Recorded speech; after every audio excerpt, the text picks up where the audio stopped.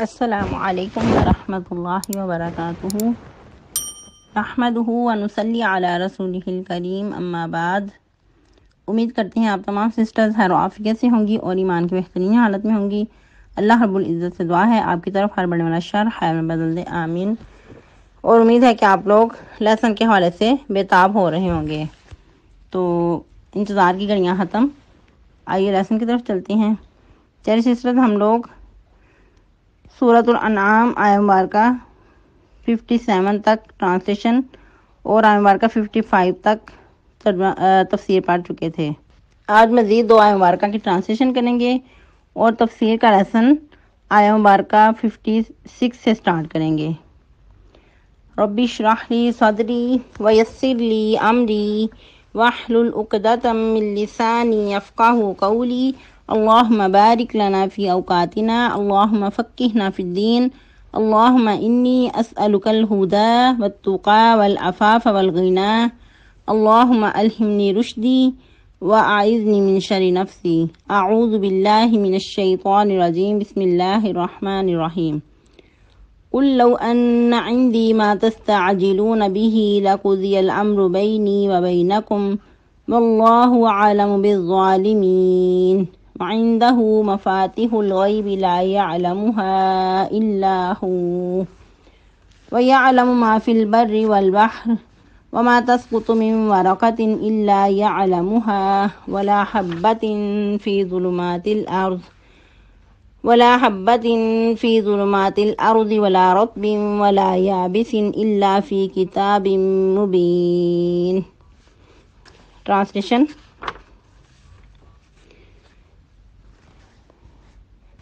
قل لو ان عندی ما تستعجلون به، اے نبی صلی اللہ علیہ وسلم آپ فرما دیجئے اگر ہو میرے پاس جس کی تم جلدی کرتے ہو ساتھ اس کے، لقضی الامر البتہ فیصلہ کر دیا جاتا معاملے کا، بینی و بینکم میرے اور تمہارے درمیان، واللہ عالم بالظالمین اور اللہ تعالیٰ خوب جانتا ہے ظالموں کو، وعندہ مفاتح الغیب اور اسی کے پاس کنجیاں ہیں غیب کی،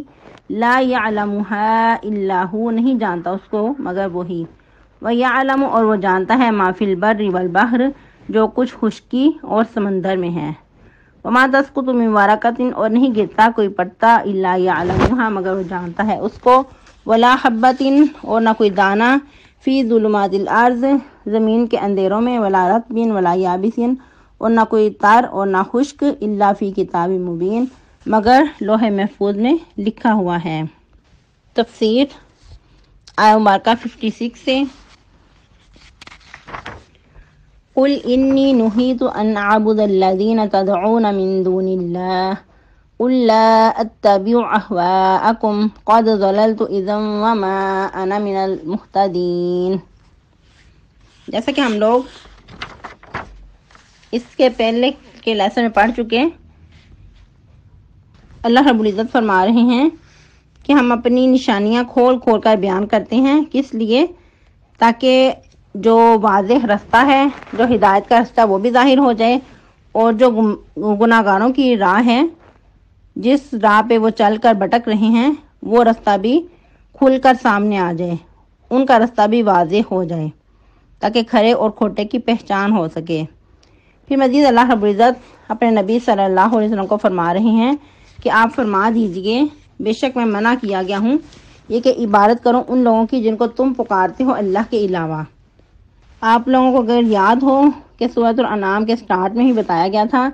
کہ یہ سورہ مبارکہ ایسی ہے جو کہ توحید پہ مبنی ہے، بہت سارے دلائل دے کر توحید کو واضح کیا جا رہا ہے۔ تو ادھر بھی اللہ رب العزت اپنے پیارے نبی کو سمجھا رہے ہیں کہ یہ لوگ جیسا کہ توحید کی طرف نہیں آتے بلکہ اپنے معبودان باطل جو انہوں نے بنائے ہوئے ہیں، پتھروں کے بت گڑے ہوئے ہیں، تو ان کی توہین یہ برداشت نہیں کرتے، اور پھر ان کا یہ بھی کہنا ہے کہ یہ تو پہلے سے چلتا آ رہا ہے، یہ جو طریقہ ہے ہمارا ان کو پوجنے کا، ان کی عبادات کرنے کا، یہ ہمارے بڑوں سے چلتا آ رہا ہے، آباء و اجداد کی ہم پیروی کرتے ہیں، وہ سب کچھ یہ کرتے تھے، ہم بھی انہی کے نقش قدم پر چلتے آ رہے ہیں۔ اور نبی صلی اللہ علیہ وسلم توحید کے لیے مامور تھے، جیسا کہ تمام انبیاء کی دعوت توحید کی تھی، اللہ کی وحدانیت کا کلمہ بلند کرنے کی تھی، اور باقی تمام معبودان باطل طاغوت کے انکار کرنے کی تھی۔ تو یہی چیز ان لوگوں کو بری لگتی تھی۔ ان کا کہنا تھا کہ آپ ہمارے معبودوں کو برا نہ کہیں، جو ہمارے خود ساختہ گڑے ہوئے ہیں ان کو آپ برا بلا نہ کہیں، بلکہ ایک واقعہ یوں بھی ملتا ہے، انہوں نے مطالبہ کیا کہ آپ صلی اللہ علیہ وسلم آ کر صرف ایک بار ہمارے بتوں پہ ہاتھ ہی پھیر دیں اور کچھ نہ کریں، نہ ان کو پوجیں، صرف ایک بار ہاتھ پھیر دیں۔ تو یوں سمجھیں کہ ہاتھ پھیرنے کا مطلب کہ آپ ان کو ایک مقام دیں، ان کو ایک اعزاز دیں۔ تو ایسا تو نبی صلی اللہ علیہ وسلم کبھی بھی نہیں کرنے والے تھے۔ آپ صلی اللہ علیہ وسلم ہمیشہ ان کو برا کہتے، جب کبھی موقع ملتا تو آپ صلی اللہ علیہ وسلم کی یہی تھی کہ ان کو ختم کر دیا جائے۔ جیسا کہ فتح مکہ کے موقع پہ سب سے پہلے جو کرنے کا کام تھا، نبی صلی اللہ علیہ وسلم نے کیا کیا کہ کعبۃ اللہ کو بتوں سے پاک کیا۔ جب بھی اسلام کو غلبہ ملا، اسلام غالب آیا، فتح حاصل ہوئی مسلمانوں کو، تو مسلمانوں کی اول ترجیح یہی تھی کہ بتوں کو ختم کر دیا جائے۔ جو دیویاں دیوتائیں انہوں نے بنائے ہوئے تھے خود ساختہ، ان کی تراش کر کے ان کو مسمار کر دیا جائے۔ بہت سارے صحابہ کرام رضی اللہ تعالیٰ عنہم کو بھی نبی صلی اللہ علیہ وسلم نے اسی کام کے لیے روانہ کیا کہ فلاں جگہ پہ جاؤ، فلاں بت ہے، اس کو پوجا جاتا ہے، تو اس کو ختم کر کے آؤ۔ اور تصویر کی جو ممانعت ہے، جو اتنی سخت تنبیہ اس کے بارے میں کی گئی ہے، اس کی اتنی سخت حرمت نازل ہوئی ہے، تو اس کی بھی وجہ یہی ہے کہ انسان جب تصویر کشی کرتا ہے تو اس بات کا اندیشہ ہوتا ہے کہ کہیں وہ شرک میں مبتلا نہ ہو جائے، اسی لیے اتنی سخت حرمت ہے، اور اسی لیے کہا گیا کہ مصور کو سب سے زیادہ جہنم میں عذاب ہوگا۔ تو نبی صلی اللہ علیہ وسلم کی یہی بات ان کو بری لگتی تھی کہ تم ہمارے معبودوں کو برا کیوں کہتے ہو؟ تم اگر ان کی پوجا نہیں کرتے تو چلو ان کو برا بلا بھی نہ کہو، کچھ ہم نرمی کر لیتے ہیں، کچھ تم نرمی کر لو، تو اس طرح مل جل کر کام چلے گا، اتحاد قائم رہے گا۔ لیکن اس کے بارے میں بالکل بھی اسلامک کمپرومائز نہیں ہے، بالکل بھی گنجائش نہیں کہ اس کے بارے میں کچھ سمجھوتا کیا جائے۔ یہی بات ان عقل کے اندھوں کے ذہن میں نہیں آتی تھی، ان کی سمجھ میں نہیں آتی تھی کہ نبی صلی اللہ علیہ وسلم کیا کہنا چاہتے ہیں۔ وہ پھر بار بار نبی صلی اللہ علیہ وسلم کو دنیاوی لالچ دے کر بہلانا چاہتے کہ اگر تم کہتے ہو تو تمہیں فلاں بادشاہت مل جائے، اگر تم کہتے تو فلاں بادشاہ کی بیٹی سے تمہاری شادی کروا دی جائے، اگر تم مزید کسی مال کا مطالبہ کرتے تو فلاں جو بادشاہ ہے اس کی اتنی سلطنت تمہیں دلا دیتے ہیں۔ البتہ جو بھی تم کرنا چاہتے ہو تو ہم تمہارا مطالبہ پورا کر دیتے ہیں، لیکن تم جو بار بار ہمارے بتوں کو برا بلا کہتے ہو اور ہمیں ایک ہی اللہ کی عبادت کرنے کا کہتے ہو، یہ ہمیں برداشت نہیں، اس بات کی طرف ہم بالکل بھی آنے کے نہیں ہیں۔ تو اس پہ نبی صلی اللہ علیہ وسلم کا جواب نفی میں ہی تھا۔ آپ صلی اللہ علیہ وسلم اس بات کے لیے بالکل بھی تیار نہیں ہوتے تھے، بلکہ یہاں تک فرمایا کہ اگر آپ لوگ میرے ایک ہاتھ پہ سورج اور ایک ہاتھ پہ چاند بھی رکھ دو تو میں پھر بھی تمہاری بات ماننے کو تیار نہیں ہوں۔ بلکہ یہ مشرکین مکہ یہاں تک اس طرح کی بکواس کرتے کہ اگر تمہیں کسی آسیب کا عارضہ ہو چکا ہے، تمہیں کوئی جادو کسی نے کر دیا ہے، تو کسی اچھے طبیب سے ہم تمہارا علاج بھی کروا دیتے ہیں۔ تو اس کے جواب میں بھی نبی صلی اللہ علیہ وسلم علی الاعلان کہتے کہ میں نہ دیوانہ ہوں نہ مجنوں ہوں، بلکہ یہ تو جو میں پیغام پہنچا رہا ہوں یہ اللہ کی طرف سے مجھے مامور کیا گیا ہے، یہ میری ذمہ داری ہے، اللہ نے مجھے اس کام کے لیے چنا ہے، منتخب کیا ہے، تو میں اس سے بالکل بھی ہٹنے کا نہیں ہوں۔ کیا نبی صلی اللہ علیہ وسلم نے فرمایا انی نہیت ان اعبد الذین تدعون من دون اللہ، بے شک مجھے منع کیا گیا ہے، روکا گیا ہے کہ جس کام کے لیے میں تمہیں منع کرتا ہوں، تمہیں روکتا ہوں، تو یہ کیسے ہو سکتا ہے کہ میں خود وہ کرنے لگ جاؤں؟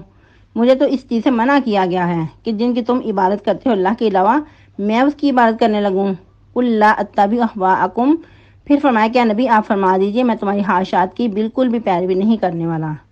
اگر میں ایسا کروں قد ضللت، اس وقت میں گمراہ ہو جاؤں، اذن اس وقت وما انا من المہتدین، اور میں ہدایت پانے والوں میں سے نہ رہوں، بالکل میں بھٹک جاؤں، صراط مستقیم سے ہٹ جاؤں۔ ویسے بھی جو لیڈر ہوتا ہے اس کی ذمہ داری ہوتی ہے کہ جس کام سے وہ منع کرتا ہے سب سے پہلے خود اس سے منع ہو، جس کام کے لیے دوسروں کو حکم دیتا ہے اس پہ سب سے پہلے خود عمل کرنے والا ہو، آگے بڑھ کر خود عمل کرے، پھر دوسروں کو بتائے، تو اس چیز کا زیادہ فائدہ ہوتا ہے۔ ایسی پھر تبلیغ کارآمد ہوتی ہے، کیونکہ انسان جب خود عمل کرتا ہے تو گویا وہ دوسروں کو بھی تبلیغ کر رہا ہے کہ یہ کام واقعی حق ہے جو میں خود اس پہ عمل کر کے تمہیں دکھا رہا ہوں۔ پھر مزید دیکھیں کتنا خوبصورت انداز کہ بات ادھر ادھر کی نہیں ہے، بلکہ تمہارے پاس میں جو کچھ لایا ہوں وہ دلائل حق میں مبنی ہیں۔ قل انی علی بینۃ من ربی وکذبتم بہ، اے نبی آپ فرما دیجئے بے شک میں دلیل پر ہوں اپنے رب کی طرف سے، لیکن تم نے کیا کیا؟ اس کو جھٹلا دیا ہے۔ ما عندی ما تستعجلون بہ،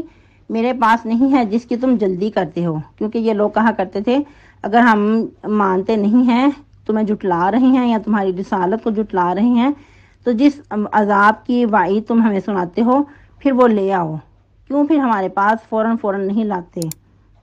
جن عذابات کے بارے میں بار بار ہمیں دھمکی دیتے ہو، بار بار ہمیں آگاہی دیتے ہو، ٹھیک ہے پھر وہ لے آؤ۔ تو اللہ رب العزت فرما رہے ہیں کیا نبی آپ کہہ دیجئے کہ میرے پاس نہیں ہے،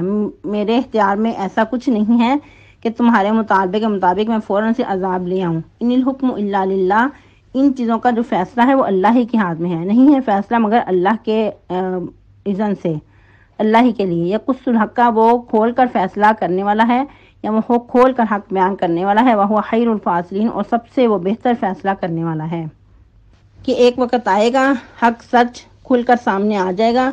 اور یہ سب کچھ حق کو الگ کر کے، کھرے سے کھوٹے کو الگ کر کے دکھانے والا اللہ ہی ہے،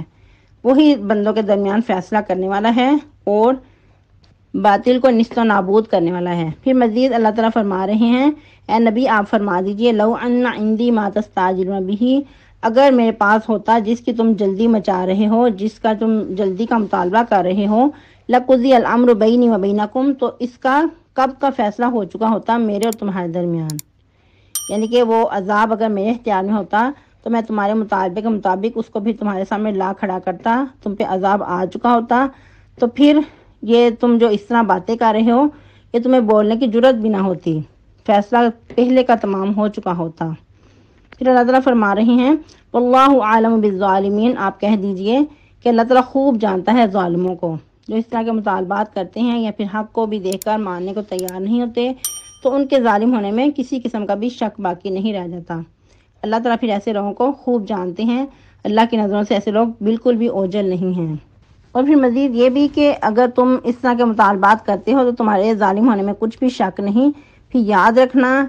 کہ ظالموں پہ جب عذاب آ جائے پھر اللہ تعالیٰ خوب جانتے ہیں